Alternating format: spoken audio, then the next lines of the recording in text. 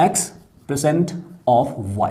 तो इस तरह के क्वेश्चंस को हम कैसे सॉल्व करेंगे, इसको हम समझेंगे बाय टेकिंग एग्जांपल्स। ठीक है, x% ऑफ y का मतलब होता है x परसेंट का मतलब 100, जो भी नंबर दे होगा उसके डिवाइड में हम 100 लिखेंगे, ऑफ का मतलब मल्टीप्लाई, और उस तरफ होगा y कोई दूसरा नंबर।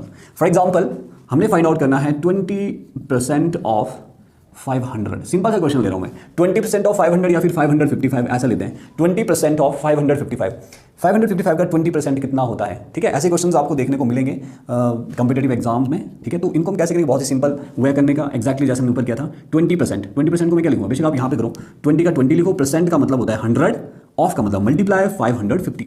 ओके, तो अब अगला स्टेप क्या होगा, अगर आपको लग रहा है कि ये ऊपर और नीचे वाले जो नंबर्स आपस में कट सकते हैं तो आप इनको काटो। देखो यहाँ पर एक जीरो है, यहाँ भी जीरो है, एक जीरो और कट सकते हैं यहाँ पे। ठीक है, नीचे बच रहा है 1। अब ऊपर वाला कैसे करेंगे, 2 मल्टीप्लाई बाय 55 बच रहा है यहाँ पे, 2 और 55, इसको मल्टीप्लाई करो। ठीक है, 55 टू 110, ये आंसर आ जाएगा, यानी 20% of 550 is 110। Let's take one more example. मान लो हमने फाइंड आउट करना 15% ऑफ 100 या फिर 700 का ले रहा हूं मैं 15%। आप 700 का 15% कैसे निकालेंगे, यानी 15% ऑफ 700। फिर से सेम सिचुएशन है, क्या करेंगे हम, 15 का 15 लिखेंगे। ओके, अगला परसेंट को हम क्या लिखेंगे, डिवाइडेड बाय 100, ऑफ का मतलब मल्टीप्लाई, ऊपर क्या है 700।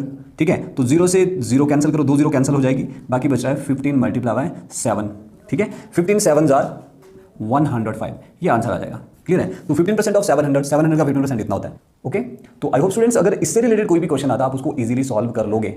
ओके, तो एक एग्जांपल है आपके लिए, आप उसको अपने लेवल पे ट्राई कीजिए।